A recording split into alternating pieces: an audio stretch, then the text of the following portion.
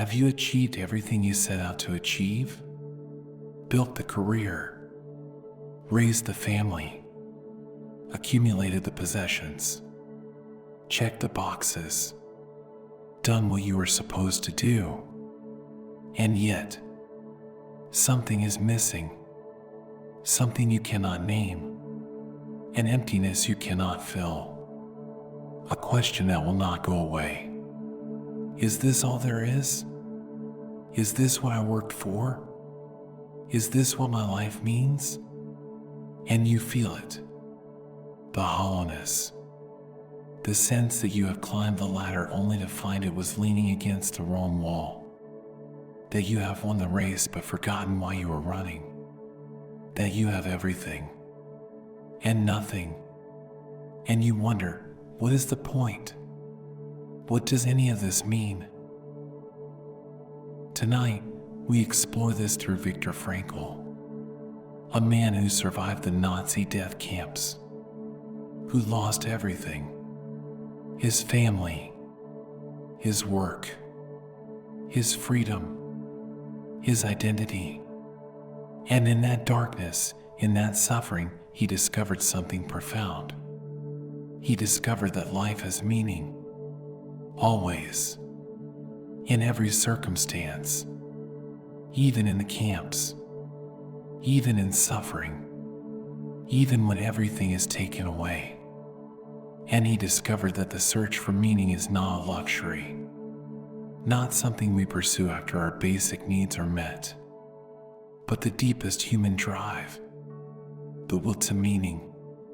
And when this will is frustrated, when we cannot find meaning, we fall into what he called the existential vacuum.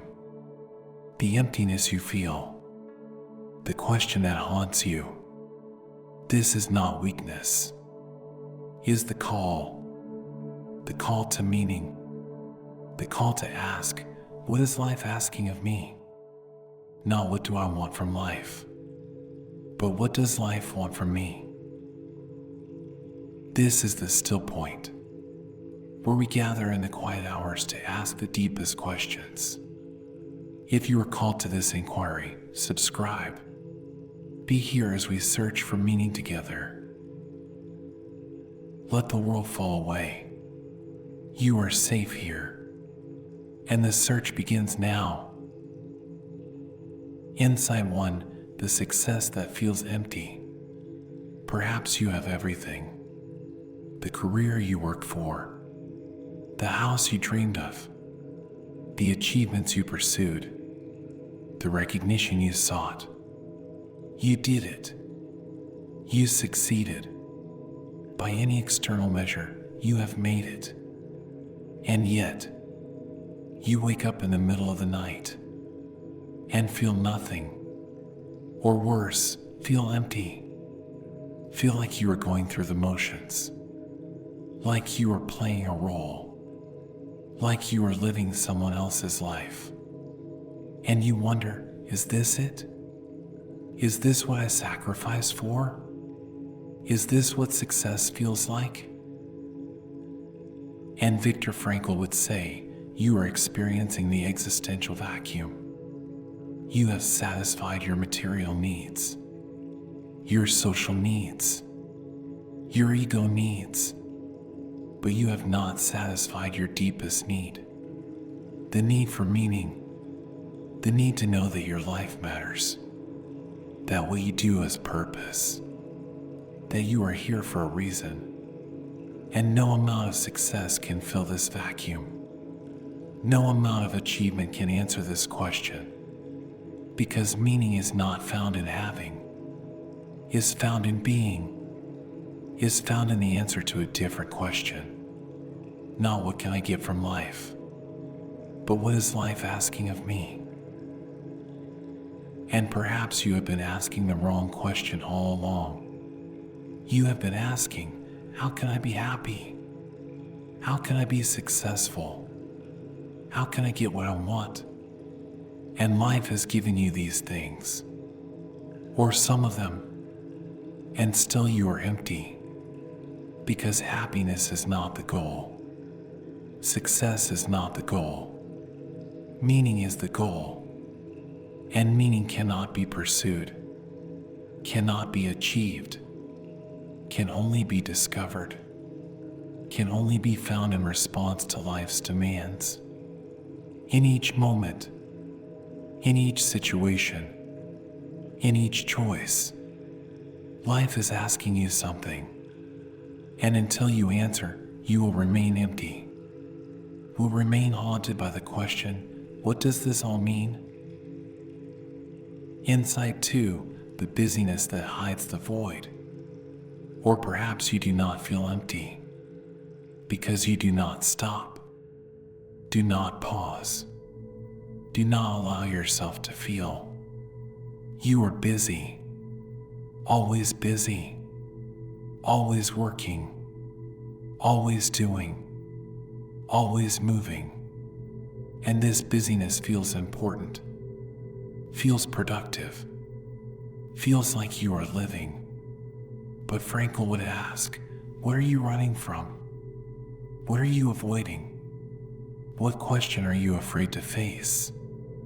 Because busyness is often a defense, a way to not feel the emptiness, a way to not hear the question, a way to not face the existential vacuum.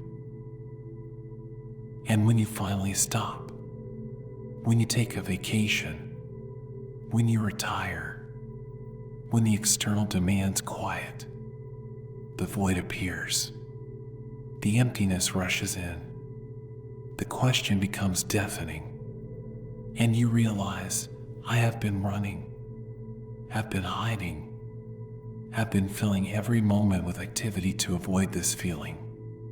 This sense that my life lacks meaning, that I am not sure why I am doing any of this, that I have been busy but not purposeful, active but not alive, moving but not going anywhere that matters.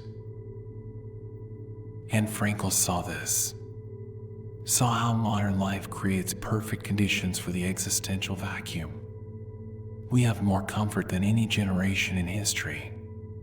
More entertainment, more distraction, more ways to fill time, and less meaning, less purpose, less sense of why we are here, because we have lost the traditional sources of meaning, the religious frameworks, the cultural narratives, the clear roles and purposes, and we have not found new ones. So we fill the void with busyness, with consumption, with achievement, with anything that keeps us from feeling the emptiness, from hearing the question, from facing the fact that we do not know what our life means. And the call comes, in the quiet moments, in the pauses between activities, in the middle of the night, in the space between stimulus and response. The call asks, what are you doing? Why are you doing it? Does any of this matter? And you can keep running, can keep staying busy, can keep filling the void, or you can stop, can listen, can face the question, can begin the search for meaning, not out there, not in the next achievement, not in the next distraction, but here, now, in this life, in this moment, in the answer to what life is asking of you. Insight 3, the pleasure that does not satisfy. And perhaps you have pursued pleasure, have sought happiness, have tried to feel good, have indulged, have consumed, have experienced, and perhaps you have found pleasure, found moments of happiness, found temporary satisfaction, but it does not last, does not fulfill, does not answer the deeper hunger, and you find yourself seeking more pleasure, more experiences, more stimulation, like an addict needing higher doses, because pleasure is not enough. Happiness is not enough. They do not provide meaning. And Frankl understood this. Understood that Freud was wrong. That humans are not primarily driven by the pleasure principle. Not ultimately seeking pleasure and avoiding pain. Are seeking meaning. And when we make pleasure the goal, we miss it. When we make happiness the target, it eludes us. Because pleasure and happiness are not goals, are byproducts, are what happens when we find meaning, when we live purposefully, when we respond to life's call. But when we pursue them directly, they disappear. Like trying to grasp water. The harder we squeeze, the more it slips away. And you see this in your own life. The pleasure that felt so important in the moment, that felt so necessary, that you pursued so desperately. And then you had it, and it was empty, was hollow, was not what you needed, because what you needed was not pleasure, was meaning, was purpose, was the sense that your life matters. That you are here for a reason, that you are living in alignment with something larger than your own gratification. And no amount of pleasure can give you this. No amount of happiness can fill this need, because they are the wrong currency, are trying to buy meaning with pleasure, and it does not work. And perhaps you have noticed that the moments that truly mattered in your life were not the moments of greatest pleasure, were the moments of greatest meaning, the times you loved deeply, the times you created something valuable, the times you overcame difficulty, the times you searched something larger than yourself. These moments may not have been pleasant, may have involved pain, sacrifice, struggle, but they meant something. They mattered. They gave your life substance, weight, purpose. And looking back, these are the moments you value. Not the pleasures, not the comforts, but the meaningful struggles, the purposeful sacrifices. The times you were truly alive because you were living for something that mattered. Insight 4, the question you cannot answer. And perhaps the emptiness comes in a question that haunts you, a question you cannot answer. What is the meaning of my life? What is my purpose? Why am I here? And you have tried to answer it. Have read books, have sought experiences, have looked for signs, have asked others, have searched everywhere, and the answer eludes you, remains just out of reach, and you feel frustrated, feel like you are missing something, like everyone else knows and you do not, like there is an answer you are supposed to find. And you cannot find it. And Frankl would say, you are asking the wrong question. You are asking, what is the meaning of life? As if there is one answer, one purpose, one meaning that applies to everyone, and you are waiting to discover it, to stumble upon it, to have it revealed to you. But this is backwards. Life is not asking to be questioned. Life is questioning you, is asking you in every moment, in every situation, what will you do? How will you respond? What will you make of this? And your answer, your response, is the meaning. Not a universal meaning, but your meaning, the meaning of your life. In this moment, in this situation, with these circumstances. The question is not, what do I want from life? The question is, what does life want from me? What is life asking of me right now?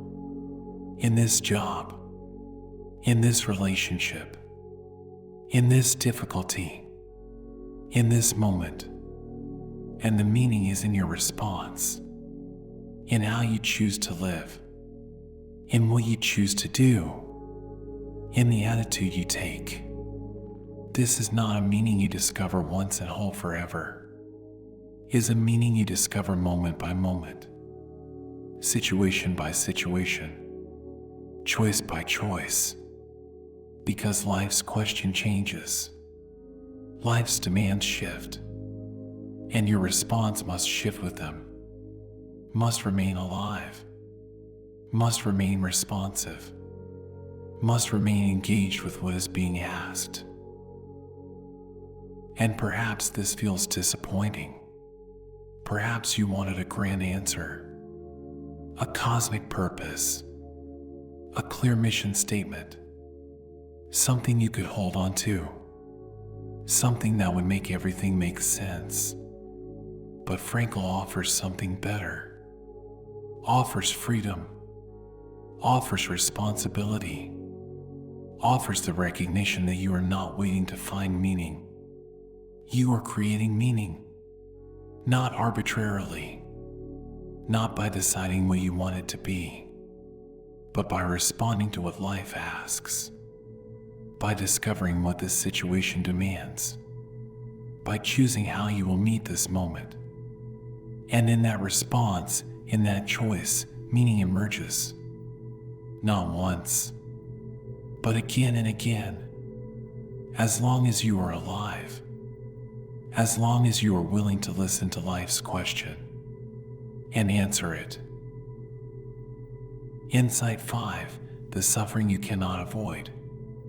And perhaps the emptiness comes with suffering, with pain you cannot escape, with loss you cannot undo, with circumstances you cannot change. And this suffering feels meaningless, feels random, feels like evidence that life has no purpose. Because if life had meaning, why would this happen? Why would you suffer? Why would you lose? Why would life be so hard?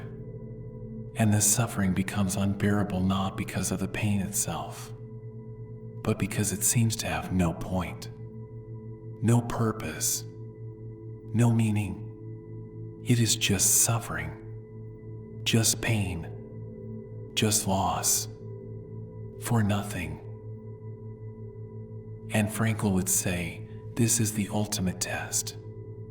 This is where meaning is most needed and most possible. Because when everything can be changed, we do not need meaning. We need action. We need to fix the problem. We need to change the situation. But when nothing can be changed, when suffering is unavoidable, when loss is irreversible, we need meaning. We need to choose how we will bear this, how we will respond to this, how we will let this shape us. And in that choice is meaning, is purpose, is the answer to life's question, what will you make of this suffering? How will you carry this pain? Who will you become through this loss? This is not about finding a reason for the suffering, not about believing it happened for a purpose, not about thinking everything happens for a reason. Frankl does not offer that kind of easy consolation, does not say suffering is good, does not say we should seek it, says the opposite, says we should eliminate suffering wherever possible, should change what can be changed, should avoid unnecessary pain. But when suffering is unavoidable, when we have done everything we can and still the pain remains, then we face a choice about how we will suffer, whether we will let it destroy us or transform us, whether we will become bitter or better, whether we will find meaning in it or drown in meaninglessness. And this is perhaps the hardest teaching, the most challenging call, because it asks something of you in your darkest moment, asks you to choose, to respond, to find meaning even here, even in this pain, even in this loss, even in this suffering, not because the suffering is meaningful in itself, but because your response can be, because how you carry this can matter, because who you become through this can serve something larger, can honor something important, can transform pain into purpose. Not easily, not quickly, not without struggle, but possibly, if you are willing, if you choose, if you answer life's question even here. Insight 6, the call to meaning. And so the call comes, not once but constantly, in the emptiness, in the busyness, in the pleasure-seeking, in the unanswerable questions, in the unavoidable suffering. The call asks, what does your life mean? But not as a question you must answer with words, as a question you must answer with your life, with your choices, with your responses, with how you meet each moment, each situation, each demand that life places on you. The call is not asking you to find a meaning, it is asking you to be meaningful, to live meaningfully, to respond meaningfully, to let your life be an answer to life's question. And Viktor Frankl learned this in the most extreme circumstances, in the Nazi death camps, where everything was taken from him, his family murdered, his manuscript destroyed, his freedom stolen, his very name replaced with a number. And there, in that darkness, in that suffering, he faced the ultimate question, does life still have meaning? Can life have meaning even here? Even in this hell? And he discovered that it does, that it can, that even there, stripped of everything, he still had one freedom. The freedom to choose his attitude. The freedom to choose how he would respond. The freedom to choose what this would mean. And this is the call. This is what Frankl offers. Not a method to find meaning. Not a technique to feel fulfilled. Not a promise that everything will make sense. But a recognition that you have freedom, that you have choice, that you have the ability to respond. That between what happens to you and how you respond is a space. And in that space is your power, your freedom, your humanity, the ability to say, this is what happened. This is what I cannot change, but I can choose what I will make of it. I can choose how I will carry it. I can choose what meaning it will have. And in that choice, in that response, life becomes meaningful. Not because circumstances are good, not because suffering is absent, but because you are present, are engaged, are answering life's question with your life. Now we hold up the mirror, and what you see will not be comfortable. We'll show you how you have been running from the question, how you have been filling the void with substitutes, how you have been seeking meaning in all the wrong places. The mirror shows you the ways you avoid, the ways you distract, the ways you numb, the ways you pretend the question is not there. And Frankl would say, this is not judgment. His recognition is seeing clearly, because you cannot find meaning if you are running from the question. Cannot answer life's call if you are drowning it out with noise. Cannot discover your purpose if you are filling every moment with distractions. The mirror asks you to stop, to look, to see what you have been doing, and why, and what it costs you. Insight 7, the addiction that fills nothing. Look at what you reach for when the emptiness comes, when the question rises, when you feel the void. What do you use to fill it? To numb it? To make it go away? Perhaps it is substances, alcohol, drugs, prescription pills, something to take the edge off, to quiet the mind, to stop the questioning. Or perhaps it is behaviors, shopping, eating, scrolling, binging shows, gaming, pornography, anything to occupy the mind, to fill the time, to avoid the feeling, to not face the emptiness.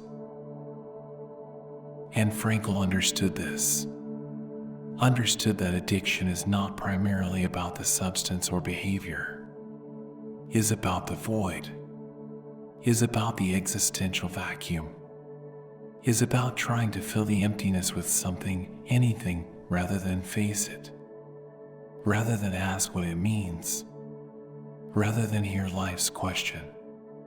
And the addiction works. Temporarily. It fills the void, numbs the pain, quiets the question, but only for a moment. And then the emptiness returns, deeper, more insistent, more painful, and you need more substance, more behavior, more distraction, because the void is still there. The question is still unanswered. The meaning is still missing. And the mirror shows you this pattern, shows you how you reach for the same things again and again, how you know they do not work. No, they do not fill the void. No, they do not answer the question. But you reach for them anyway, because the alternative is harder, is facing the emptiness, is hearing the question, is acknowledging that your life lacks meaning, that you do not know why you are here, that you have been running. And the addiction, the distraction, the numbing allows you to keep running, allows you to not face this, to not feel this, to not acknowledge this. And so you continue, day after day, reaching for substitutes, filling the void with things that do not fill, numbing the pain that returns, running from the question that will not go away. And Frankl would say, the only way out is through, is to stop reaching for substitutes, is to face the emptiness, is to hear the question, is to acknowledge the void, and then to ask, what is this emptiness telling me? What is this question asking? What does my life want from me? Not what can I use to fill this void, but what meaning can I discover in responding to this void, in facing this question, in letting this emptiness call me to something deeper, something real, something that actually fills, not with substances, not with distractions, but with purpose, with meaning, with a life lived in answer to life's question. Insight 8, the achievement that never satisfies. And look at how you chase achievement, how you set goals, how you pursue success, how you measure yourself by accomplishments, by titles, by status, by what you have done, and perhaps you achieve. Perhaps you succeed. Perhaps you reach the goals, climb the ladder, get the promotions, earn the recognition, and it feels good. For a moment, feels like validation, like proof that you matter, like evidence that your life has meaning. But the feeling does not last. The satisfaction fades. The emptiness returns. And you set new goals, higher goals, bigger achievements, because maybe the next one will do it. Maybe the next success will finally prove that your life matters, will finally fill the void, will finally answer the question.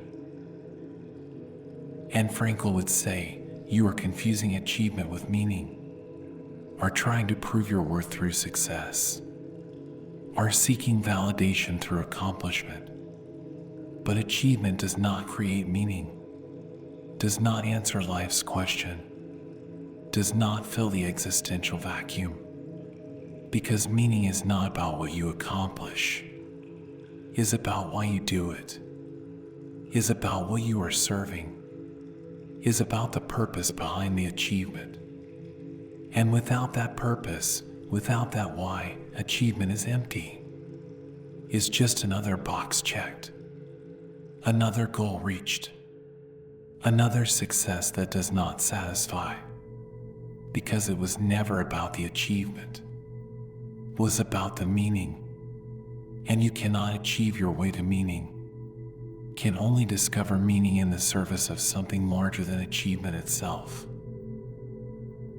And the mirror shows you the pattern, shows you how each achievement promises fulfillment, promises to prove you matter, promises to fill the void, and how each achievement fails to deliver, leaves you empty, leaves you seeking the next one, the bigger one, the better one.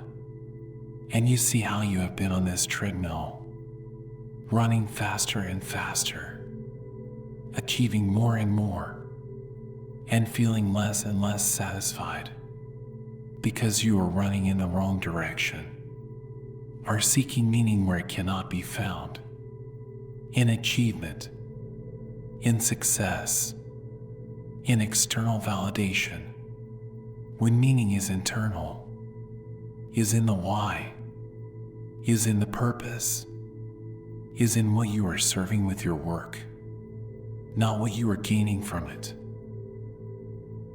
And perhaps you see it now. See how the achievements that felt so important feel hollow in retrospect.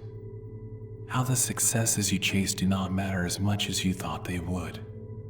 How the goals you reached left you empty.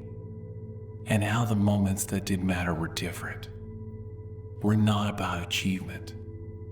We're about meaning.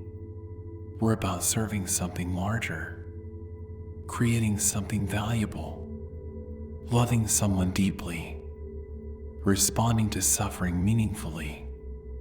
And these moments were not about success. We're about purpose. We're about answering life's question with your life. And this is what fills, what satisfies, what creates the sense that your life matters. Not achievement, but meaning. Insight 9, the comparison that steals meaning. And look at how you compare, how you measure yourself against others, how you look at their lives and judge your own, how you see their success and feel inadequate, or see their struggles and feel superior, how you use others as the metric, as the standard, as the measure of whether your life is enough. And this comparison is constant, is exhausting, is a way of avoiding the real question. Because when you are comparing, you are not asking, what does my life mean? You are asking, how does my life measure up? And these are different questions, lead to different answers, different lives. And Frankl would say, your life is not meant to measure up to anyone else's. It is meant to answer its own unique question. Life is asking you something specific, something that is not being asked of anyone else, something that only you can answer. And when you are comparing, you are not listening to your question, are listening to their answers, are trying to live their purpose, their meaning, their response to life's call. And this will always leave you empty, will always feel inadequate, because it is not your question, not your meaning, not your purpose. You are trying to live someone else's answer, and it does not fit. And the mirror shows you this, shows you how much energy you spend comparing, how much time you spend looking at others' lives, how much emotional energy you invest in measuring yourself against them, and how little time you spend asking your own question, listening to your own call, discovering your own meaning. And you see the cost. See how comparison has stolen your attention, has directed your energy outward when it needed to go inward, has made you focus on their journey when you need to focus on yours, and has left you feeling perpetually inadequate, perpetually behind, perpetually less than, because you are measuring yourself against the wrong standard, against their lives, their purposes, their meanings, when you should be asking, what is my life asking of me? And perhaps you see it now. See how the comparison has been a defense, a way to not face your own question, a way to avoid the hard work of discovering your own meaning, because it is easier to compare than to discover, easier to measure than to create, easier to judge yourself against external standards than to find your own internal purpose. But easier is not better. Easier is not meaningful. Easier is not what your life is asking of you. Your life is asking you to stop comparing, to stop measuring, to stop looking at their answers, and to find your own, to listen to your own question, to discover your own meaning, to live your own purpose, regardless of how it compares, regardless of how it measures, because it is yours, and that is enough. Insight 10, the comfort that becomes prison. And look at how you seek comfort, how you avoid difficulty, how you choose the easy path, the comfortable option, the safe choice. And Frankl would ask, what are you protecting? What are you avoiding? What challenge are you refusing? Because meaning is rarely found in comfort, is found in difficulty, in challenge, in the response to demands that push you beyond your comfort zone, that ask something of you, that require you to grow, to stretch, to become more than you are. And when you choose comfort, you choose to avoid these demands. Choose to stay small. Choose to not answer life's call. And perhaps you have built a very comfortable life, have arranged everything to minimize difficulty, minimize challenge, minimize discomfort, have created routines that are predictable, relationships that are safe, work that is easy, and this feels good, feels safe, feels like you are taking care of yourself. But Frankl would say, you are also taking away the opportunities for meaning, because meaning comes in response to difficulty, in rising to challenges, in answering demands, in doing what is hard because it matters. And when you eliminate all difficulty, you eliminate these opportunities. You make your life comfortable, but also meaningless, because there is nothing being asked of you, nothing calling you to grow, nothing demanding a response. And the mirror shows you this, shows you how your comfort zone has become a prison, how your routines have become ruts, how your safety has become stagnation, and shows you what you are avoiding, what challenges you are refusing, what difficulties you are running from, not because they are impossible, but because they are uncomfortable, because they would require you to stretch, to risk, to be uncertain, to potentially fail. And you see the cost. See how much life is happening outside your comfort zone. How much meaning is waiting in the challenges you are avoiding. How much growth is possible in the difficulties you are refusing. And you see that comfort is not the goal. Safety is not the purpose. Ease is not what makes life meaningful. And perhaps you see now that the most meaningful moments of your life were not comfortable, were challenging, were difficult, were times when you were pushed beyond your limits, when you did not know if you could do it, when you risked, when you struggled, when you grew. And these moments were meaningful precisely because they were difficult, because they demanded something of you, because they required you to become more than you were, to rise to the challenge, to answer the call.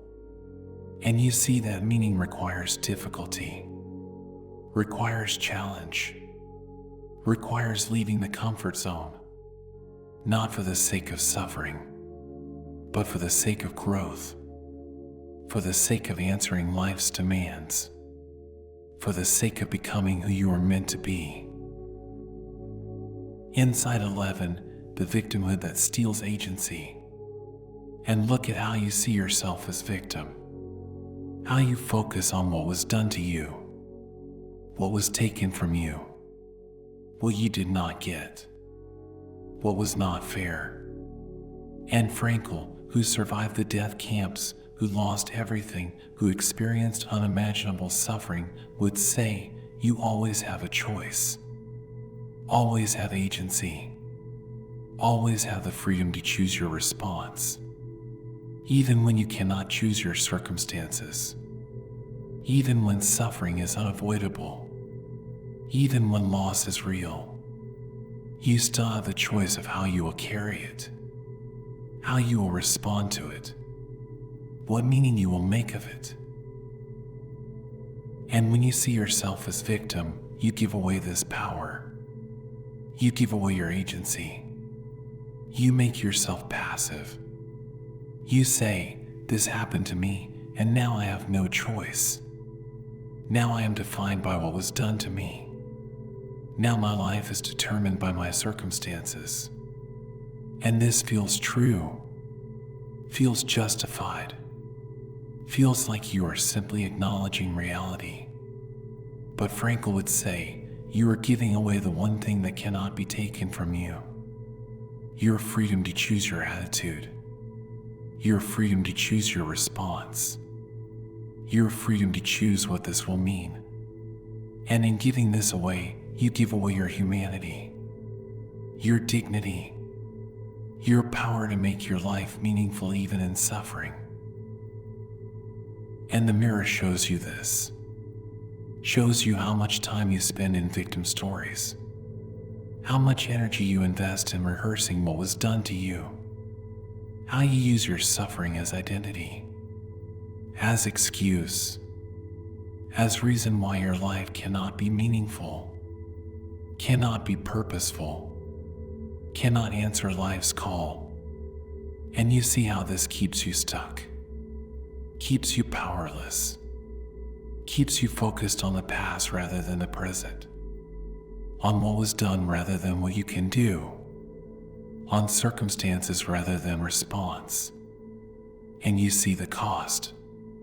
See how victimhood has stolen your agency, has made you passive, has turned you into someone life happens to rather than someone who responds to life, who chooses, who creates meaning even in difficulty. And perhaps you see now that your suffering is real. Your loss is real. What was done to you was real and was not fair. And you also see that you have a choice. That you always have a choice. Not about what happened. Not about the circumstances. Not about the suffering itself. But about what you will do with it. How you will carry it. Who you will become through it. What meaning you will make of it. And this choice is your power, your freedom, your humanity. And when you claim it, when you stop being victim and become responder, when you stop focusing on what was done and start choosing a response, your life becomes meaningful. Not because suffering is good, but because your response to suffering can be dignified, can be growth, can be service, can be meaningful. Insight 12, the mirror's revelation. And so the mirror has shown you everything, has shown you how you fill the void with addictions, how you chase achievements that do not satisfy, how you compare yourself and feel inadequate, how you seek comfort and avoid challenge, how you see yourself as victim and give away your power. And the mirror asks, what will you do with this seeing? Will you look away? Will you deny? Will you defend? Or will you face it? Will you acknowledge it? Will you take responsibility for how you have been running from life's question? For how you have been avoiding the call to meaning? And Frankl would say, this is the moment of choice. This is where change becomes possible. Not in the running, not in the avoiding, not in the substitutes, but in the seeing, in the acknowledgement, in the recognition that you have been seeking meaning in all the wrong places, that you have been trying to fill the void with things that cannot fill it, that you have been running from the question that will not go away. And now you see, now you know, now you can choose differently, can stop running, can face the emptiness, can hear the question, can begin the real search, not for substitutes, not for distractions, not for ways to avoid the question, but for the answer, the real answer, the meaningful answer, the response to what life is asking of you. And this is uncomfortable, is difficult, is easier to go back to the substitutes, to the addictions, to the achievements, to the comparisons, to the comfort, to the victimhood. These are familiar, are known, are ways you have been coping for years, maybe decades, and the mirror is asking you to let them go, to stop using them, to face what they have been protecting you from, the emptiness, the question, the call to meaning. And this is frightening, is uncertain, is stepping into the unknown. But Frankl would say, this is also freedom, is also possibility, is also the beginning of a meaningful life. Because you cannot find meaning while running from the question, cannot discover purpose while filling the void with substitutes, cannot answer life's call while drowning it out with noise. You must stop, must face, must listen, must respond. And the mirror shows you that you can, that you have the power, that you have the freedom, that you have the choice. to stop running, to start responding, to begin living meaningfully.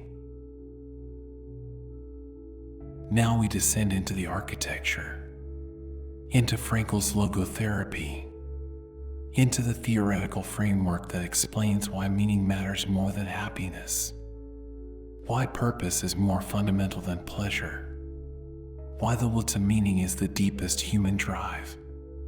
This is not abstract philosophy. Is the structure Frankl built from his experience in the death camps, from watching who survived and who did not, from understanding what makes life worth living even in the darkest circumstances.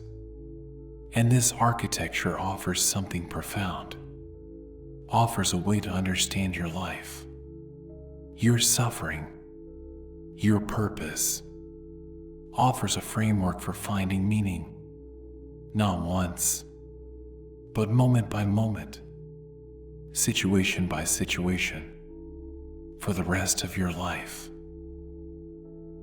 Insight 13, the will to meaning.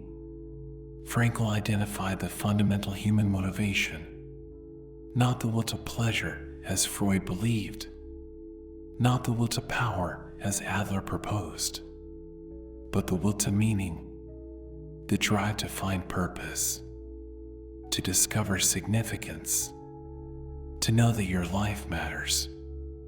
And this is not a secondary need, not something you pursue after basic needs are met. Is primary, is fundamental, is what makes you human.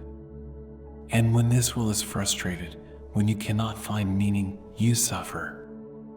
Not just psychologically, existentially. You experience the existential vacuum, the sense that life is empty, pointless, without purpose. And Frankl proved this in the camps, saw that those who survived were not the strongest, not the healthiest, not the most fortunate, were those who had a reason to live, a why that made the how bearable, someone to return to, work to complete, a mission to fulfill. And this why gave them strength, gave them resilience, gave them the ability to endure unimaginable suffering, because they had meaning, had purpose, had something to live for.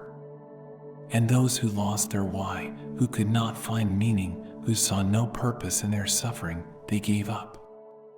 They died, not from the conditions, from meaninglessness, from the loss of the will to meaning. And this applies to your life, to your struggles, to your suffering.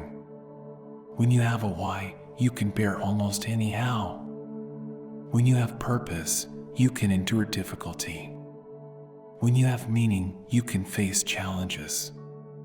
But when you lose your why, when purpose is absent, when meaning is missing, even small difficulties become unbearable. Even minor challenges feel overwhelming, because it is not the difficulty itself that breaks you. Is the sense that the difficulty is meaningless, that the suffering serves no purpose, that the struggle leads nowhere. And this is what the will to meaning addresses. This is what logotherapy offers. Not a way to eliminate suffering, but a way to make suffering meaningful, to find purpose in difficulty, to discover significance in struggle.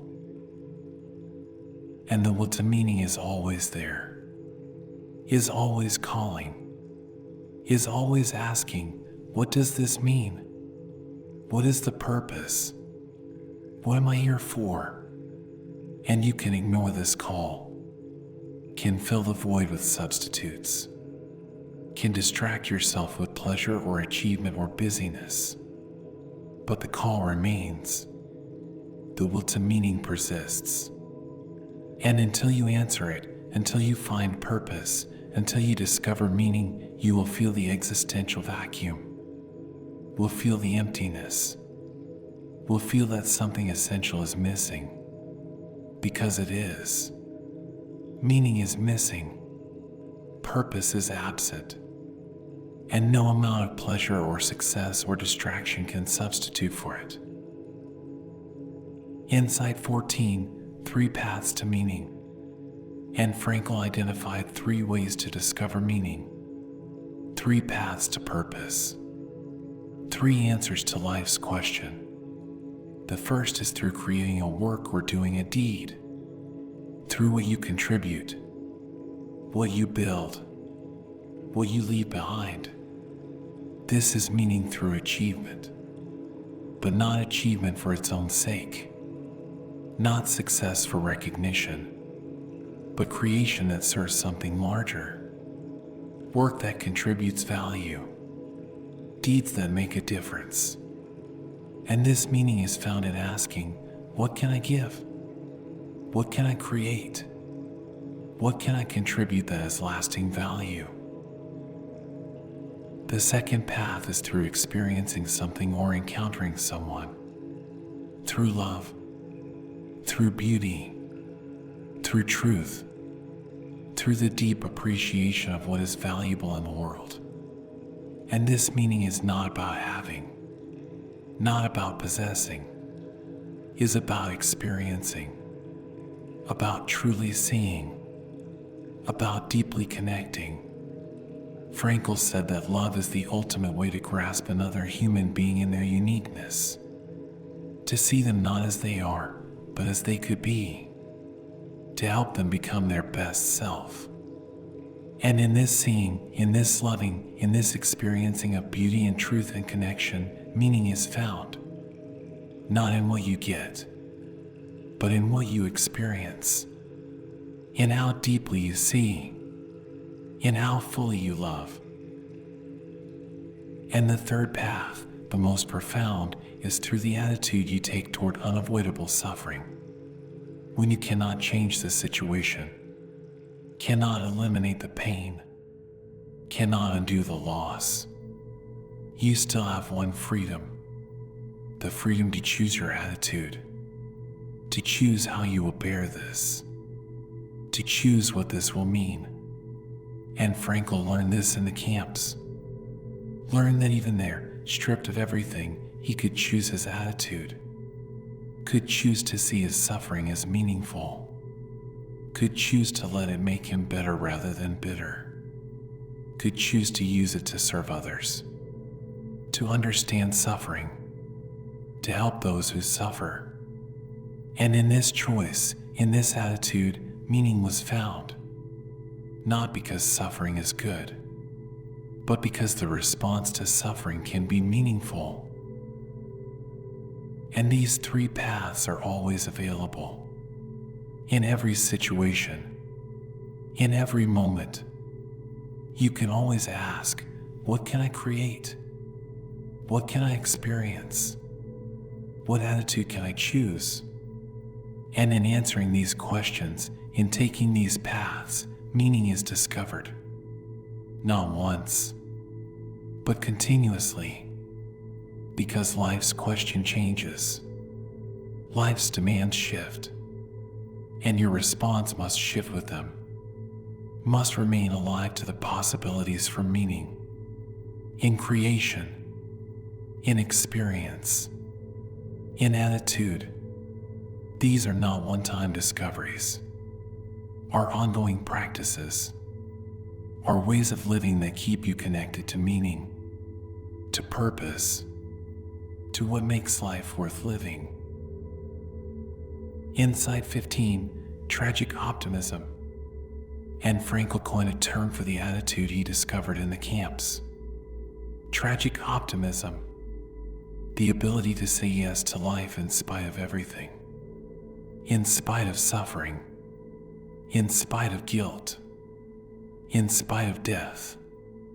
This is not naive optimism, not pretending everything is fine, not denying pain, is acknowledging the tragic dimensions of life, the unavoidable suffering, the inescapable guilt, the inevitable death, and still choosing to affirm life, still choosing to find meaning, still choosing to say yes. And this is perhaps Frankl's most challenging teaching, because it asks something of you in your darkest moments, asks you to find meaning in suffering, to transform guilt into change, to let the awareness of death motivate you to live fully. This is not easy, is not comfortable, is not what you want to hear when you are in pain. But Frankl would say, this is what makes the difference between those who are destroyed by suffering and those who are transformed by it, between those who are paralyzed by guilt and those who are motivated to change, between those who are terrified by death and those who are inspired to live. The difference is tragic optimism, the ability to face the tragic and still choose the meaningful. And tragic optimism has three components. First, turning suffering into achievement, not seeking suffering, not glorifying pain, but when suffering is unavoidable, choosing to let it make you deeper, wiser, more compassionate, choosing to use your suffering to understand others who suffer, to help them, to serve them. This is not making suffering good, is making your response to suffering meaningful. Second, deriving from guilt the opportunity to change, not wallowing in guilt, not being paralyzed by it, but using it as motivation, as a call to be better, to do better, to make amends, to grow. And third, deriving from life's transitoriness an incentive to take responsible action, not being paralyzed by death, not wasting time because nothing lasts, but being motivated by death, by the awareness that time is limited, that opportunities pass, that you must act now, must live fully now, must find meaning now, because later may not come. And this is tragic optimism, not denying the tragic, but not being defeated by it, acknowledging suffering, guilt, and death, and still choosing meaning, still choosing purpose, still choosing to say yes to life. Not because life is easy, not because suffering is absent, but because meaning is possible, because purpose can be found, because even in the tragic, you have the freedom to choose your response, to choose what it will mean, to choose how it will shape you. And this choice is your power, your freedom, your humanity, and it is always available, in every circumstance, in every moment, even in the darkest times. Insight 16, Self-Transcendence. And Frankl understood something fundamental about human nature, that we are self-transcending beings, that we are always reaching beyond ourselves, towards something or someone other than ourselves, toward a meaning to fulfill, a person to love, a cause to serve. And this self-transcendence is not optional, is not something we do after we take care of ourselves, is essential to being human, is how we become ourselves, by forgetting ourselves, by transcending ourselves, by reaching towards something larger. And Frankl criticized the focus on self-actualization, on becoming your best self, on fulfilling your potential, not because these are bad goals, but because they cannot be pursued directly, cannot be achieved by focusing on yourself, can only happen as a side effect of self-transcendence, of dedicating yourself to a cause, of loving another person, of serving something larger than yourself. And in this dedication, in this love, in this service, you become yourself. You actualize your potential. You fulfill your purpose. Not by trying to, but by forgetting to try. By losing yourself in something meaningful. And this is perhaps counterintuitive. Perhaps opposite to what you have been taught. You have been told to focus on yourself, to take care of your needs, to pursue your happiness, to find yourself. But Frankl would say, you find yourself by losing yourself. You become yourself by transcending yourself. You fulfill your potential by serving something beyond your potential. And this is not self-sacrifice, not self-denial, is self-discovery, is finding out who you really are by dedicating yourself to something that matters, by loving someone deeply, by serving a cause larger than yourself. And in this transcendence, in this reaching beyond, you discover meaning. You find purpose. You become fully human. And the architecture shows you this. Shows you that meaning is not found by looking inward, by focusing on yourself, by trying to fulfill yourself. Is found by looking outward, by focusing on what life is asking of you, by trying to fulfill life's demands. And this is the shift from what do I want to what does life want from me? From how can I be happy to how can I be meaningful? From what can I get to what can I give? And in this shift, in this self-transcendence, meaning is discovered. Purpose is found. Life becomes worth living, not because you got what you wanted, but because you gave what was needed. Not because you fulfilled yourself, but because you transcended yourself. Insight 17, the defiant power of the human spirit. And Frankl discovered something in the camps that became central to his theory. The defiant power of the human spirit. The ability to resist, to choose, to remain human even in dehumanizing conditions. He saw that even when everything was taken away, when prisoners were stripped of possessions, identity, dignity, they still had one thing that could not be taken: the freedom to choose their attitude, the freedom to choose their response, the freedom to choose what their suffering would mean. And this freedom, this power, this defiance is what makes us human. And Frankl's most famous quote captures this: between stimulus and response there is a space. In that space is our power to choose our response. In our response lies our growth and our freedom. This space is where meaning happens, where purpose is discovered, where humanity is expressed. Not in the stimulus, not in what happens to you, but in the response, in what you choose to do with what happens, in the attitude you take, in the meaning you make. And this space is always there, is always available, even in the worst circumstances, even in the darkest moments. You always have this space, this freedom, this power to choose.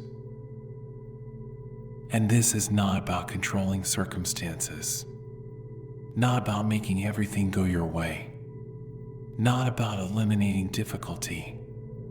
It is about controlling your response, about choosing your attitude, about deciding what circumstances will mean. And this is the defiant power, the power to say, you can take everything from me, my possessions, my freedom, my health, my loved ones, but you cannot take my freedom to choose my attitude, my freedom to choose my response, my freedom to choose what this means. And in exercising this freedom, in claiming this power, in defying the circumstances, you remain human. You maintain dignity. You preserve meaning. Not because circumstances are good, but because your response is meaningful. And the architecture shows you that you have this power, that you have always had it, that it has never been taken from you. Even when you felt powerless, even when you felt like a victim, even when you felt like circumstances controlled you, you had this space, this freedom, this power to choose your response, and you still have it. In every situation, in every moment, in every difficulty, you can choose your attitude, can choose your response, can choose what this will mean. And in this choice is your freedom, your power, your humanity, your ability to find meaning even in suffering, purpose even in difficulty, significance even in struggle.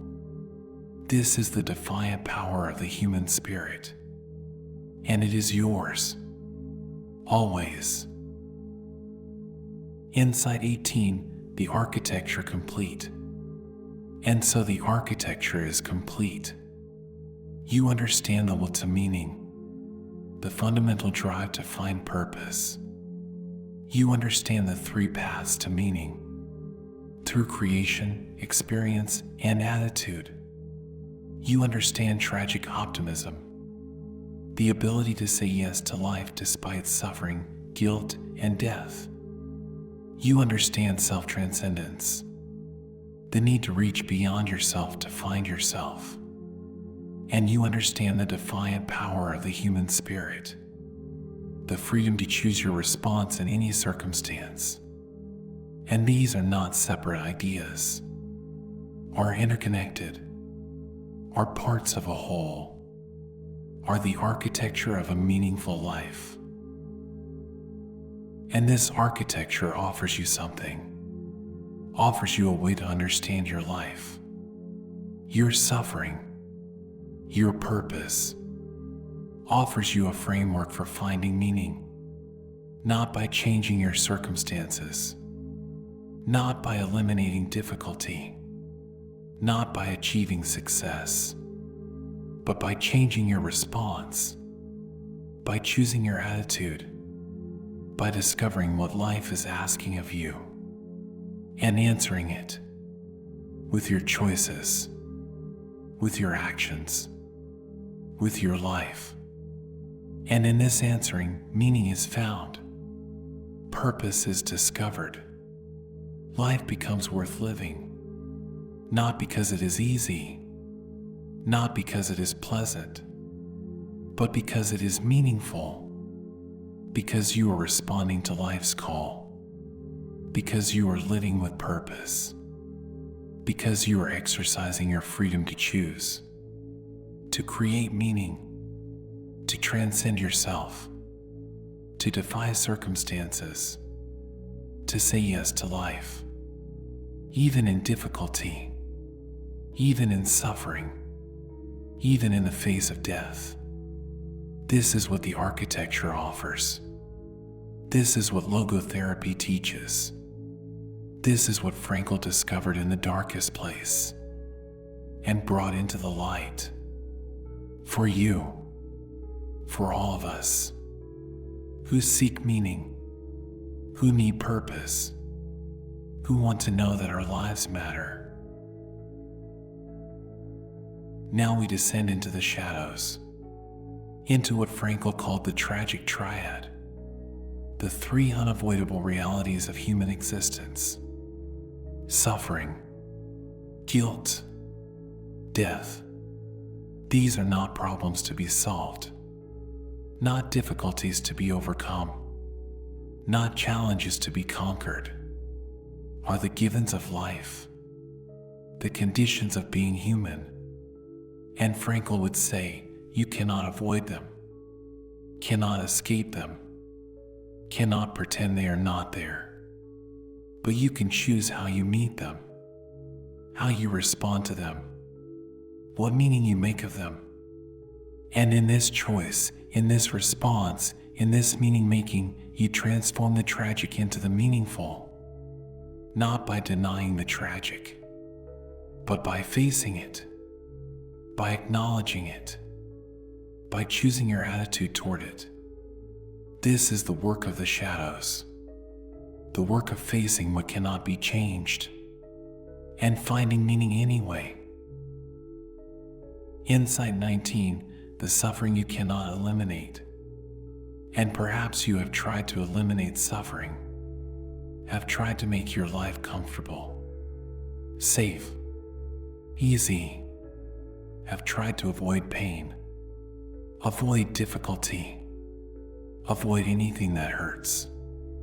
And this is natural, is human, is what we all want.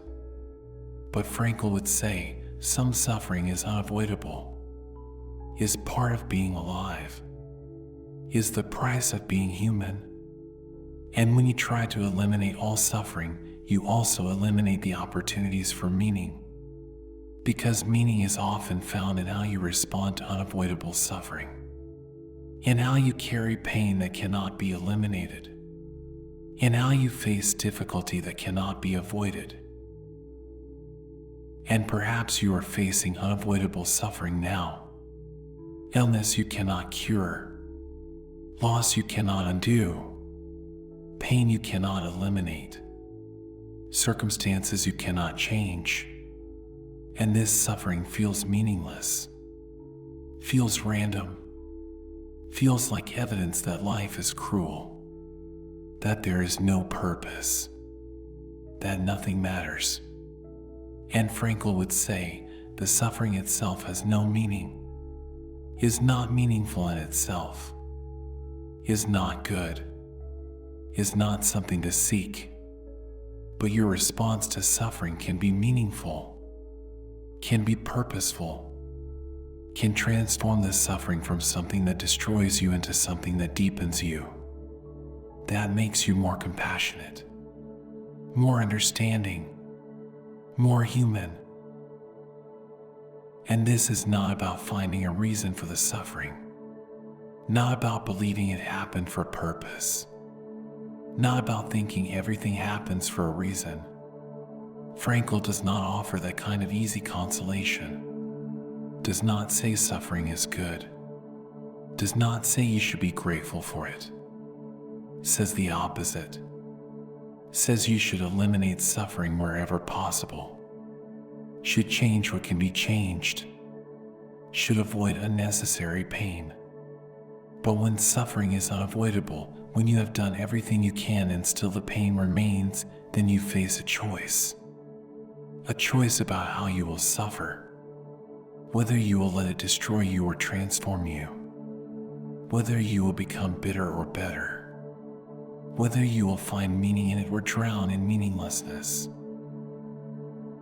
And Frankl learned this in the camps, learned that those who found meaning in their suffering survived, not because the suffering was less, not because they were stronger, but because they chose to let their suffering serve something, chose to use their pain to understand others who suffer, chose to let their difficulty make them more compassionate, more wise, more deeply human. And this choice, this response, this meaning making is what made the difference between those who were destroyed and those who were transformed, between those who lost their humanity and those who preserved it, between those who gave up and those who endured. And this choice is available to you. In your suffering, in your pain, in your difficulty, you can choose how you will carry it, what it will mean, who you will become through it. Insight 20, the guilt you cannot undo. And perhaps you carry guilt for things you have done, things you have said, things you have failed to do, mistakes you have made, people you have hurt, opportunities you have missed. And this guilt weighs on you, haunts you, makes you feel that you are bad, that you are unworthy, that you cannot be forgiven. And Frankl would say, guilt is real, is part of being human, is unavoidable, because we all make mistakes, all hurt people, all fail to live up to our potential. And this guilt can destroy you, can paralyze you, can make you feel that your life is meaningless, that you are worthless, that nothing you do matters because you have already failed. But Frankl would also say, guilt can be transformed, can be used, can become the motivation for change, for growth, for becoming better. Because guilt is not just about the past, is also about the future, is the recognition that you could have been better, could have done better, could have chosen differently. And this recognition, this awareness, can motivate you, can call you to be better now, to do better now, to choose differently now. And in this way, guilt becomes meaningful. Not because what you did was good, but because your response to guilt can be good, can be growth, can be change, can be the decision to live differently from this moment forward. And this requires facing the guilt, not running from it, not denying it, not making excuses, but acknowledging it, feeling it, taking responsibility for it, and then asking, what does this guilt call me to do? How does it call me to change? What does it ask me to become? And in answering these questions, guilt transforms from something that paralyzes into something that motivates, from something that destroys into something that builds, from evidence of your worthlessness into a call to become worthy. And this is tragic optimism. This is finding meaning in guilt, not by denying the guilt, not by pretending it does not matter, but by using it, by letting it change you, by letting it make you better. And perhaps you see now that the guilt you carry can serve you, can teach you, can motivate you to live differently, to be kinder, to be more careful, to be more conscious of your impact, to make amends where possible, to do better where you cannot undo what was done. And this does not erase the guilt, does not make what you did okay, but it transforms the guilt from something meaningless into something meaningful, from something that destroys into something that creates, from a weight that crushes into a force that propels. And this transformation is your choice, your response, your meaning making, and it is always available. No matter what you have done, no matter how much you have failed, you can choose to let guilt motivate change, can choose to become better, can choose to make your future different from your past. Insight 21, the death you cannot escape. And perhaps you fear death. Fear the end. Fear the loss of everything. Fear that your life will not matter, that you will be forgotten, that everything you have done will be meaningless. And this fear is natural, is human, is what we all feel when we face our mortality. But Frankl would say, death is not the enemy of meaning, is the condition of meaning. Because if life were infinite, nothing would be urgent. Nothing would matter. Nothing would need to be done now. You could always do it later, could always change later, could always become who you want to be later. But death makes life finite, makes time limited, makes every moment count. And this is what gives life meaning. And Frankl would say, death does not make life meaningless, makes life meaningful, because death creates urgency, creates the need to act now, to live now, to become who you are meant to be now, because later may not come, because time is running out, because this moment is all you have.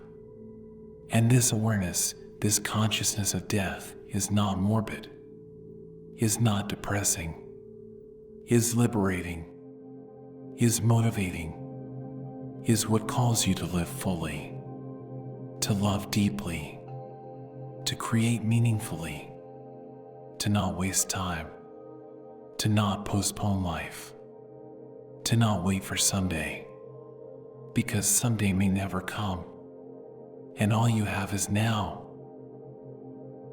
And perhaps you are at the age where death is no longer abstract, where you have lost people, where you see your own mortality, where you feel time running out. And this can be terrifying, can make you feel that nothing matters, that everything is futile, that there is no point. But Frankl would say, this is the moment. This is when meaning becomes most important, most urgent, most necessary, because you see that time is limited, that opportunities pass, that you cannot wait. And this seeing, this awareness can motivate you, can call you to live differently, to live more fully, to live more meaningfully, to stop wasting time on what does not matter, to focus on what does, to create, to love, to serve, to become who you are meant to be before it is too late. And this is not about denying death, not about pretending you will live forever, not about avoiding the reality of mortality.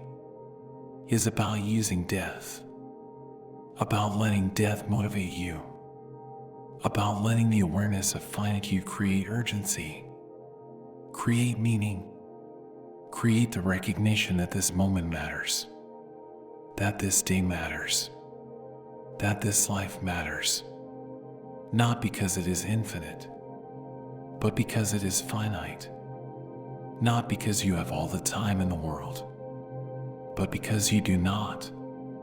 And this finitude, this limitation, this mortality is what makes your choices matter, what makes your actions significant, what makes your life meaningful, because you are choosing, are acting, are living in the face of death, in the awareness of finitude, in the recognition that this is all you have.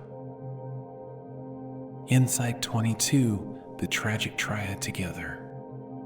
And so you face all three.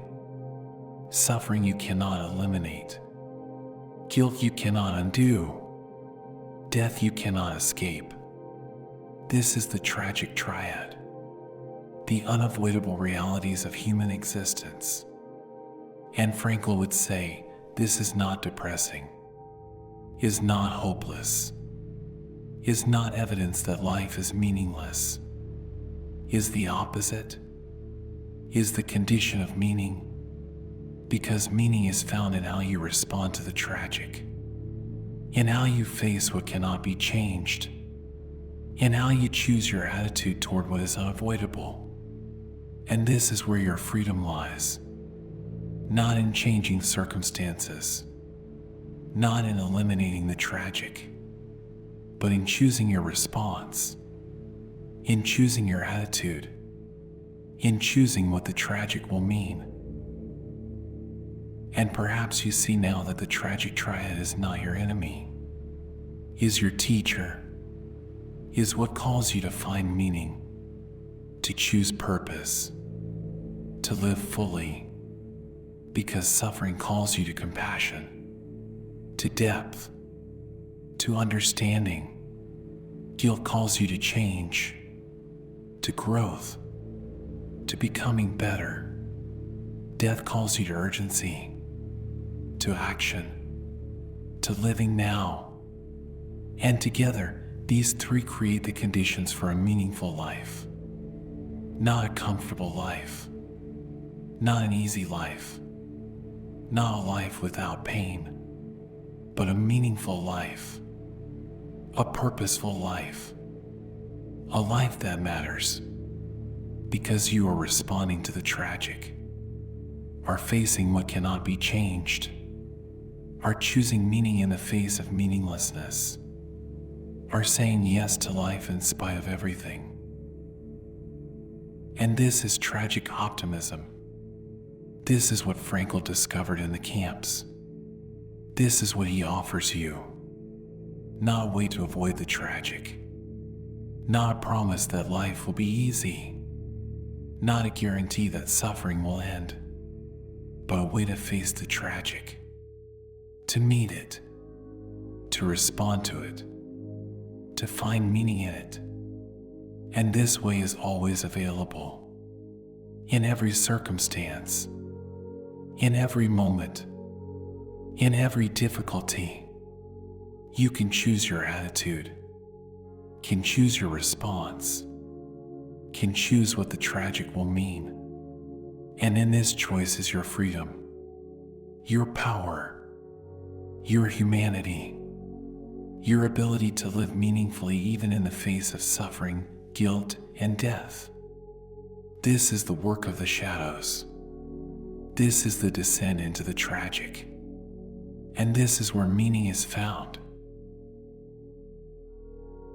And now we arrive at integration, at the place where understanding becomes practice, where theory becomes life, where Frankl's insights become your daily choices. This is not about finding one meaning and holding it forever, not about discovering your purpose once and being done. It is about living meaningfully, moment by moment, situation by situation, responding to life's questions as they arise. And this is harder than finding a meaning, is more demanding, is more alive, because life's questions change, life's demands shift, and you must remain responsive, must remain awake, must remain engaged with what life is asking of you. Right now, in this moment, in this situation, with these circumstances, this is the integration. This is living with meaning. This is answering life's call with your life. Insight 25, the daily practice of meaning. And meaning is not found once, is discovered daily, in small choices, in ordinary moments, in how you respond to what life presents. Frankl would say, do not ask what you expect from life. Ask what life expects from you. And this question must be asked every day, every morning when you wake. What does today ask of me? What does this situation demand? What can I create today? What can I experience? What attitude can I choose? And in answering these questions, in making these choices, meaning emerges. Not grand, not dramatic, but real, present, alive. And perhaps you wake and the day feels meaningless, feels routine, feels like nothing important will happen. And Frankl would say, you are not looking closely enough, are not asking the right question, because every day presents opportunities for meaning. In your work, no matter how mundane, in your relationships, no matter how familiar, in your challenges, no matter how small. The question is not, is this day important enough? The question is, how will I make this day meaningful? What will I create? What will I experience? What attitude will I choose? And in asking this, in responding to this, the day becomes meaningful. Not because circumstances changed, but because you changed. Because you chose to see the opportunities, to respond to the demands, to create meaning where you are. And this is the daily practice. Not waiting for meaning to appear, not hoping for purpose to reveal itself, but actively discovering it. In each moment, in each choice, in each response, you are at work. What does this work ask of you? Not just the tasks, but the meaning. How can this work serve something larger? How can it contribute value? How can it express your values? You are with family. What does this relationship ask of you? Not just the obligations, but the love. How can you truly see them? How can you help them become their best selves?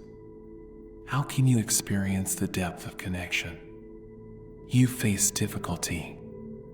What does this challenge ask of you? Not just to endure, but to grow.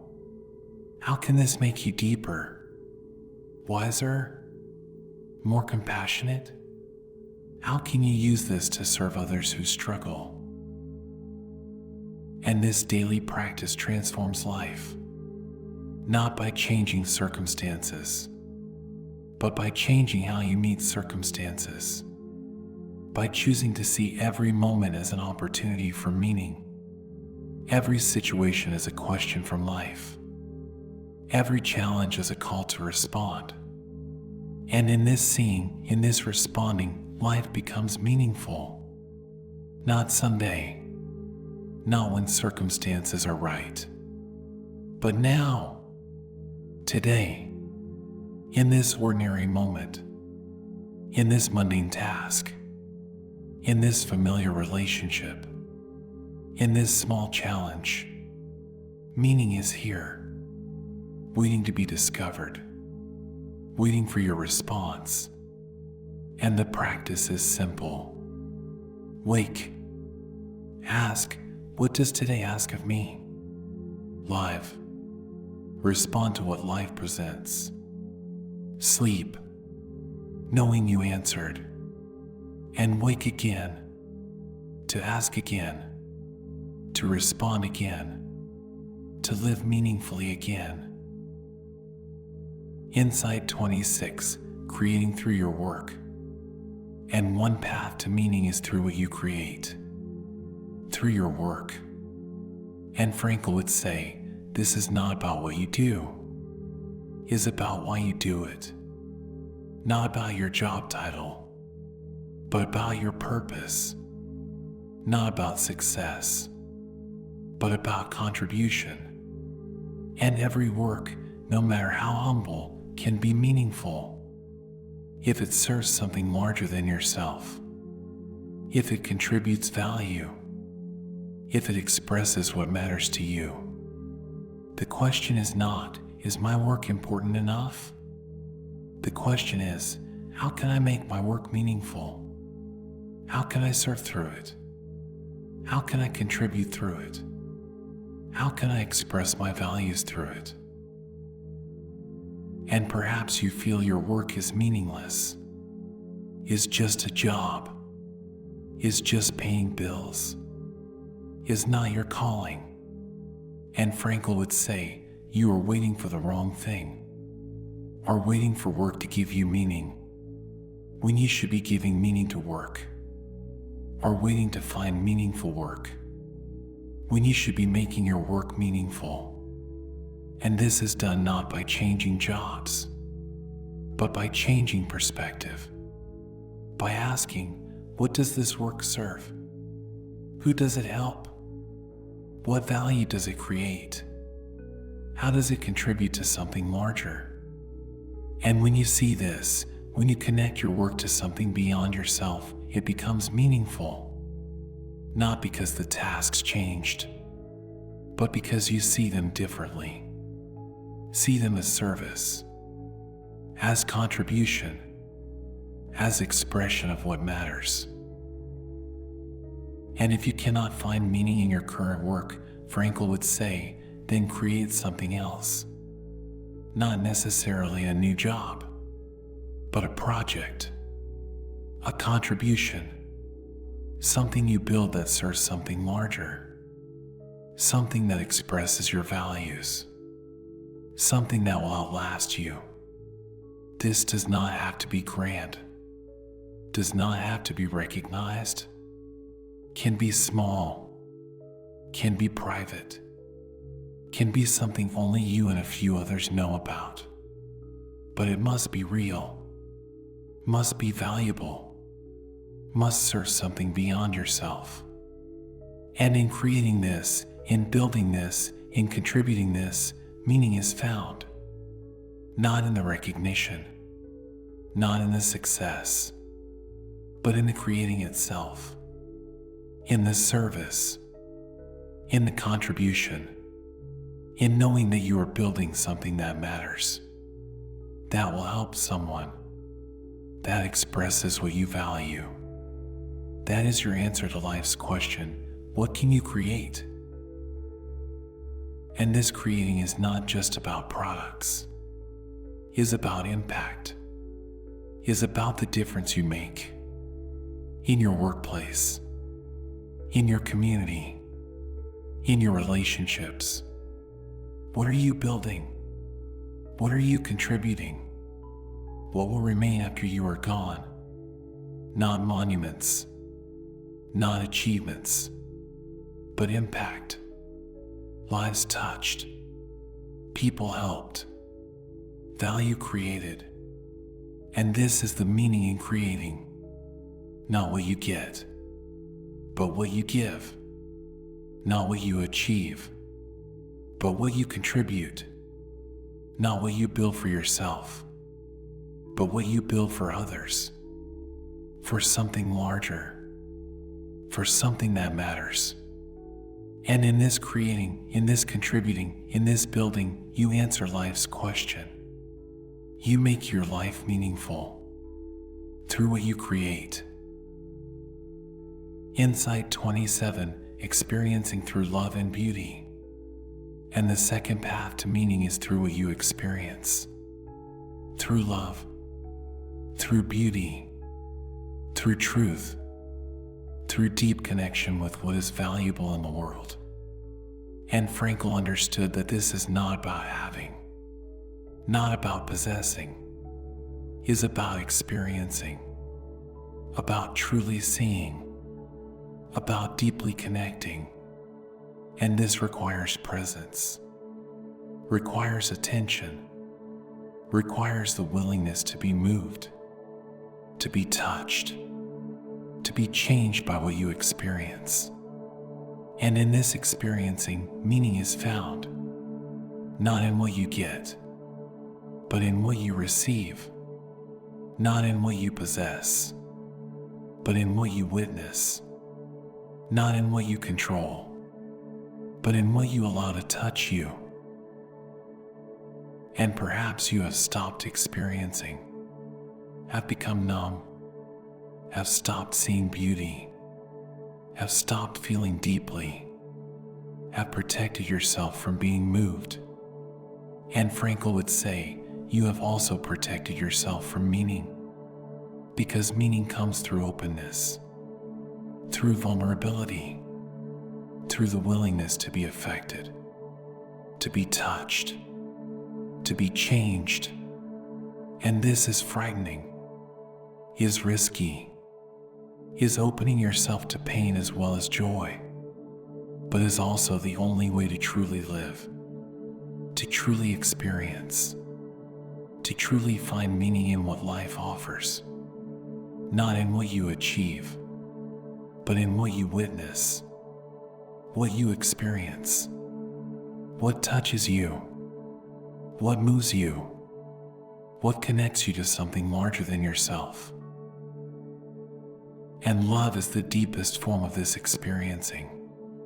Not romantic love only, but the capacity to truly see another person, to see them in their uniqueness, to see not just who they are, but who they could be, to help them become their best self. And Frankl said, this is how we grasp another human being in their essence. Through love, through truly seeing them. And in this seeing, in this loving, meaning is found, not in being loved, but in loving, not in being seen, but in seeing, not in what you get from the relationship, but in what you give, in how deeply you see, in how fully you love, in how completely you help them become who they are meant to be. And this is meaning. This is purpose. This is answering life's question through love.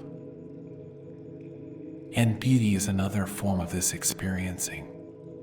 The capacity to be moved by what is beautiful in nature, in art, in music, in truth, to stop, to notice, to let it touch you, to let it remind you that there is something larger than your problems, something more enduring than your struggles, something more significant than your achievements. And in this experiencing of beauty, meaning is found, not in creating beauty, but in witnessing it, not in possessing it, but in being moved by it, not in understanding it, but in allowing it to touch you, to change you, to remind you that life is more than survival, more than success, more than solving problems. It is also about experiencing what is valuable, what is beautiful, what is true. And in this experiencing, life becomes meaningful, not through what you do, but through what you allow yourself to receive, to witness, to be moved by. Insight 28, choosing your attitude in suffering. And the third path to meaning, the most profound, is through the attitude you choose toward unavoidable suffering. And Frankl learned this in the camps. Learned that when everything is taken away, when you cannot change circumstances, when suffering is unavoidable, you still have one freedom. The freedom to choose your attitude, to choose how you will bear this, to choose what this will mean. And this is not about making suffering good, not about pretending it is not painful, not about denying the difficulty. It is about choosing your response, choosing who you will become through this, choosing what meaning you will make of this. And you face suffering, perhaps not the extreme suffering of the camps, but real suffering nonetheless. Loss, illness, disappointment, failure, betrayal, aging, death. And you have a choice, not about the suffering itself, but about your response to it. Will you let it make you bitter or better? Will you let it close you or open you? Will you let it destroy you or transform you? And this choice is your power, your freedom, your humanity, the one thing that cannot be taken from you. Even in the worst circumstances, even in the darkest moments, you can choose your attitude, can choose your response, can choose what this will mean. And Frankl would say, do not seek suffering. Do not glorify pain. Eliminate suffering wherever possible. Change what can be changed. Avoid unnecessary pain.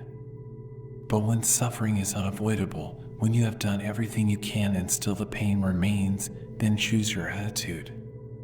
Choose to let it make you deeper, wiser, more compassionate. Choose to use your suffering to understand others who suffer, to help them, to serve them. Choose to let your pain become your purpose, your loss become your mission, your struggle become your strength. Not because suffering is good, but because your response to suffering can be meaningful, can be dignified, can be transformative, can serve something larger than your pain. And this is perhaps the hardest practice, the most challenging integration, because it asks something of you in your darkest moments, asks you to choose, to respond, to find meaning even here, even in this pain, even in this loss, even in this suffering. And you may not want to, may want to be a victim, may want to give up, may want to let the suffering define you, destroy you. And Frankl would say, this is your choice. This is your freedom. You can choose victimhood, can choose bitterness, can choose to let suffering destroy you. Or you can choose meaning, can choose growth, can choose to let suffering transform you.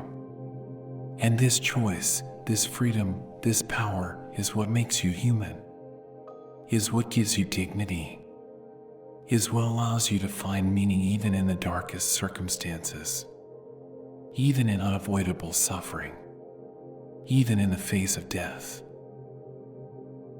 Insight 29, living with tragic optimism.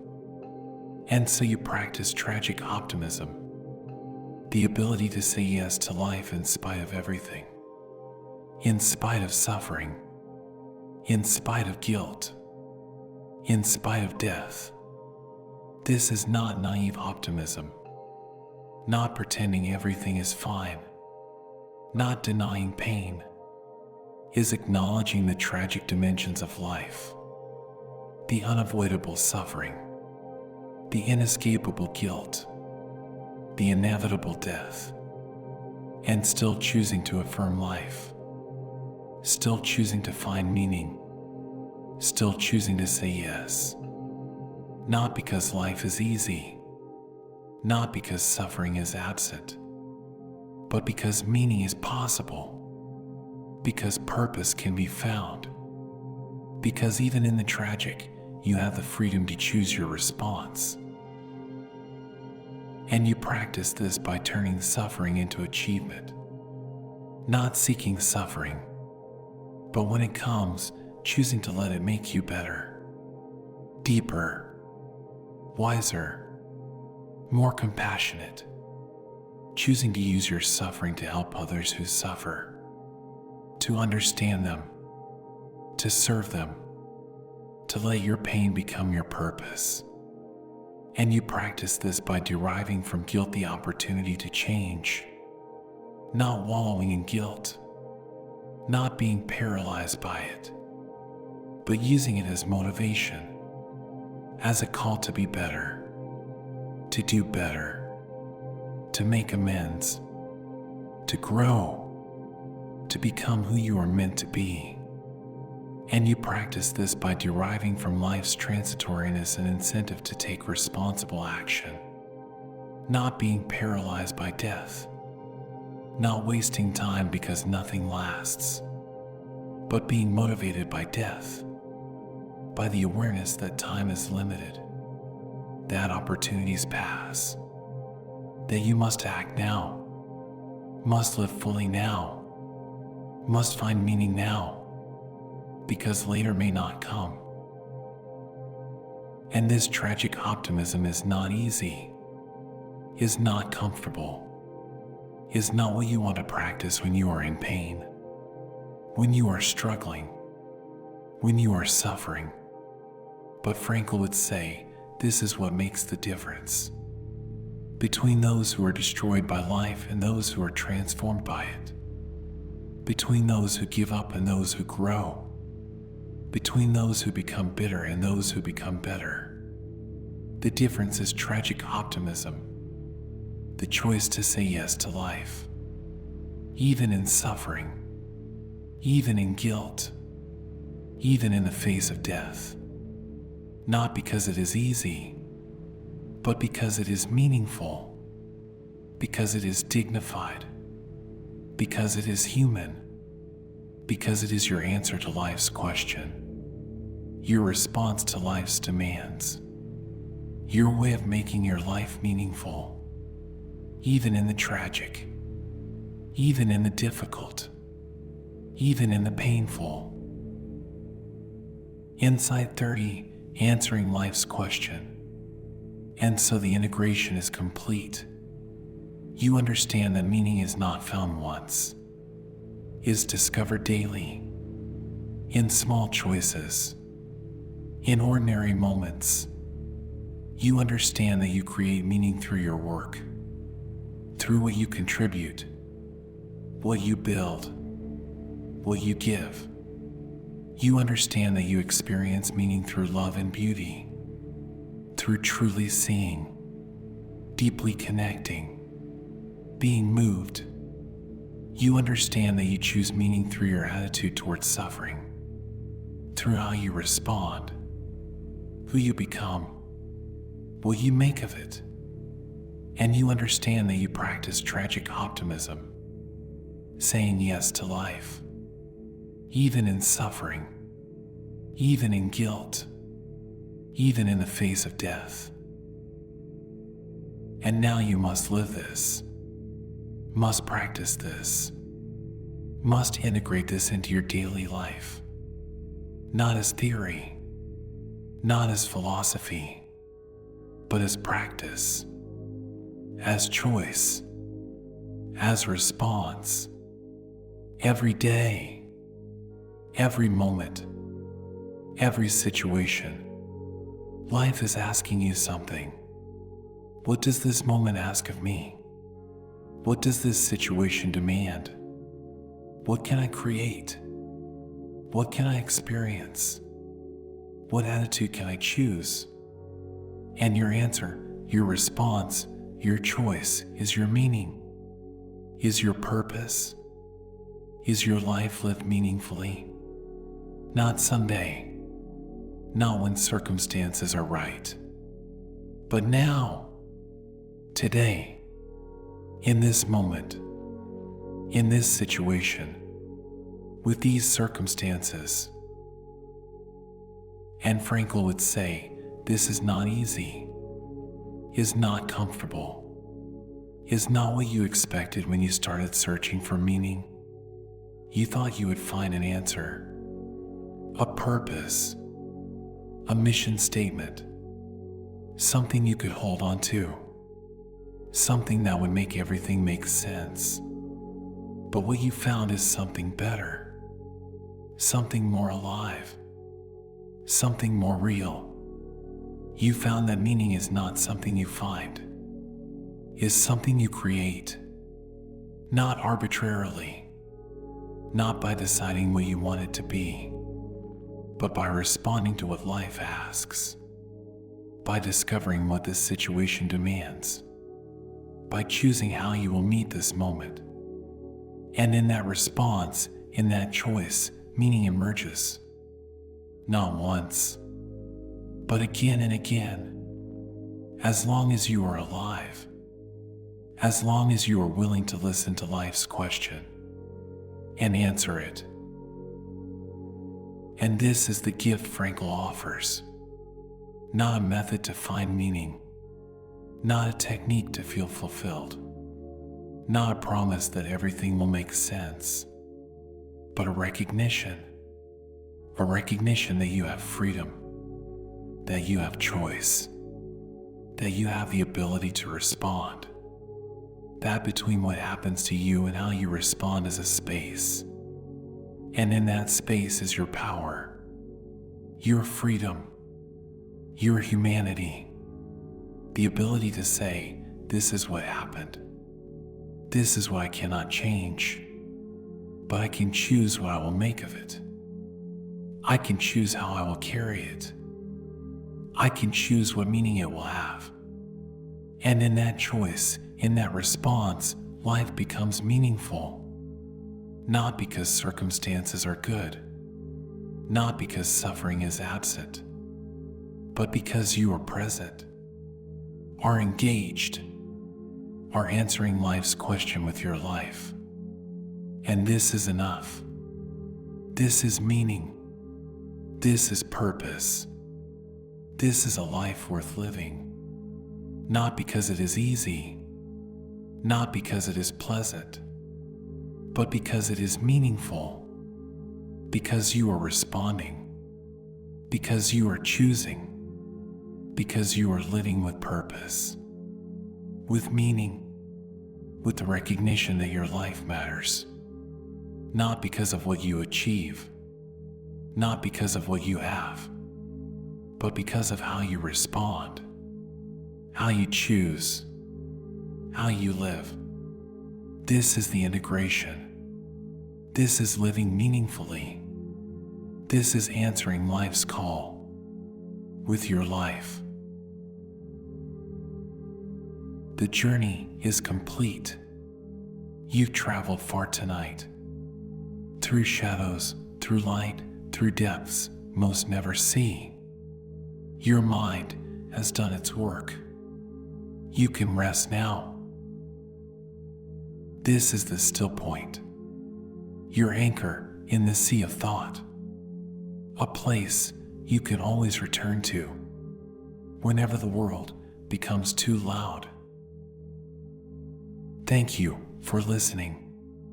Thank you for trusting this space, for trusting yourself. Sleep well. Good night.